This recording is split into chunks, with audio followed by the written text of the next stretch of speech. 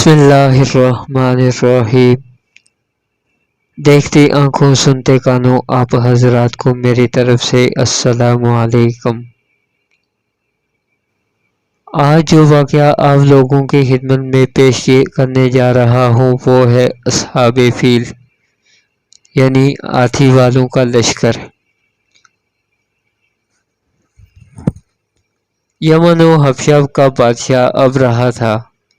اس نے شہر صنعاء میں ایک گرجا گھر بنایا تھا اور اس کی خواہش تھی کہ حج کرنے والے بجائے مکہ مکرمہ کے صنعاء میں آئیں اور اس کے گرجا گھر کا طواف کریں اور یہیں حج کا میلہ ہوا کرے۔ عرب خصوصاً قریشیوں کو یہ بات بہت شاق گزری، چنانچہ قریش کے قبیلہ بنو کنانہ کے ایک شخص نے آپے سے باہر ہو کر صنعاء کا سفر کیا اور ابرہہ کے گرجا گھر میں داخل ہو کر پیشاب پاخانہ کر دیا۔ اس کے در و دیوار کو نجاست سے آلودہ کر ڈالا۔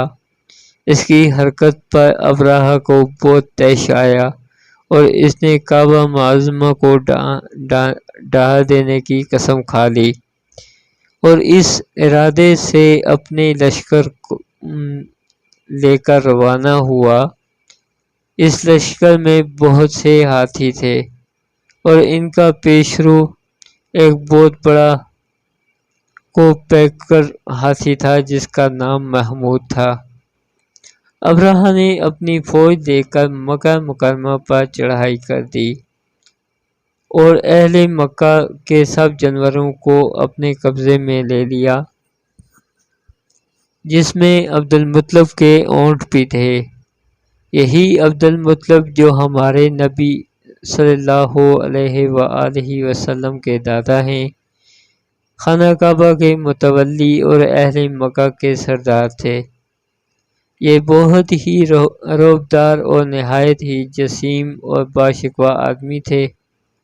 یہ ابرہہ کے پاس آئے۔ ابرہہ نے ان کی بہت تعظیم کی اور آنے کا مقصد پوچھا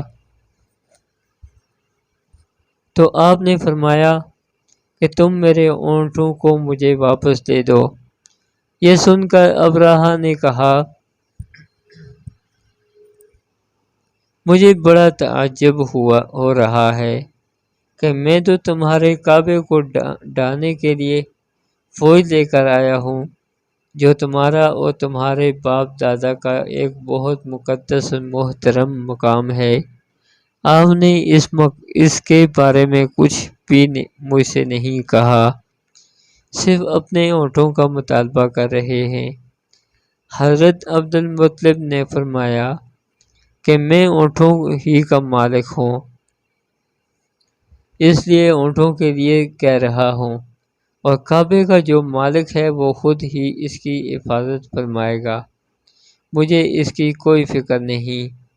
ابرہہ نے آپ کے اونٹوں کو واپس کر دیا۔ پھر آپ نے قریش سے فرمایا کہ تم لوگ پہاڑوں کی گھاٹیوں اور چوٹیوں پر پناہ گزین ہو جاؤ۔ چنانچہ قریش نے آپ کے مشورے پر عمل کیا۔ اس کے بعد حضرت عبدالمطلب نے کعبے کا دروازہ پکڑ کر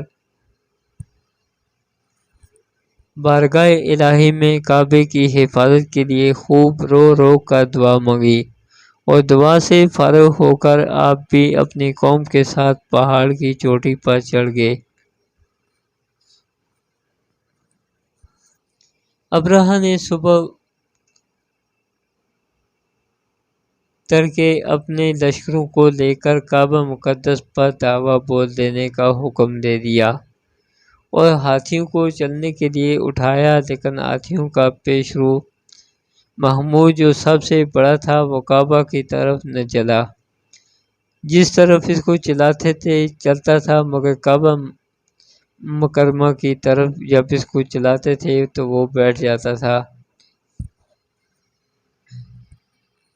اتنے میں اللہ تعالیٰ نے سمندر کی جانب سے پرندوں کا ایک لشکر بھیج دیا اور ہر پرندے کے پاس 3 کنکریاں تھیں، 2 پنجوں میں اور 1 چونچ میں۔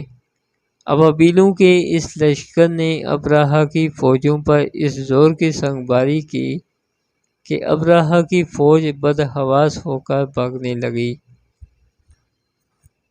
مگر کنکریاں وہ چھوٹی چھوٹی تھیں، لیکن وہ قہر الہی کے پتھر تھے کہ پرندے جب ان کنکریوں کو گراتے تو وہ سنگریزے فیل سواروں کے خود کو توڑ کر سر سے نکل کر جسم کو چیر کر ہاتھی کے بدن کو چیرتے ہوئے زمین پر گرتے تھے۔ ہر کنکری پر اس شخص کا نام لکھا تھا جو اس کنکری سے ہلاک کیا گیا تھا۔ اس طرح ابرہہ کا لشکر ہلاک و برباد ہو گیا اور کعبہ مکہ معظمہ محفوظ رہ گیا۔ یہ واقعہ جس سال وقوع پذیر ہوا، اس سال کو اہل عرب عام الفیل یعنی ہاتھی والا سال کہنے لگے۔ اس واقعے سے 50 روز کے بعد حضور سید عالم صلی اللہ علیہ وآلہ وسلم کی ولادت ہوئی۔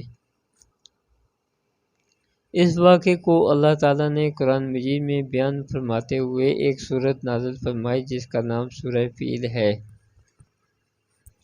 اللہ رب العزت سے دعا ہے کہ اللہ رب العزت ہمیں اپنی نافرمانی، اپنے پیارے محبوب کی نافرمانی سے بچائے، ہمیں اپنے پیارے آقا و مولا حضرت محمد مصطفیٰ صلی اللہ علیہ وآلہ وسلم کے نقش قدم پر چلنے کی توفیق عطا فرمائے۔ اگر آپ لوگوں کو میری یہ آنے والی ویڈیو اچھی لگی ہے تو اسے دوسروں تک لازمی شیئر کریں اور اسے لائک اور سبسکرائب کرنا بھی مت بھولیے گا۔ اللہ آپ سب کا حامی و ناصر ہو۔ وآخر دعوانا ان الحمد للہ رب العالمین۔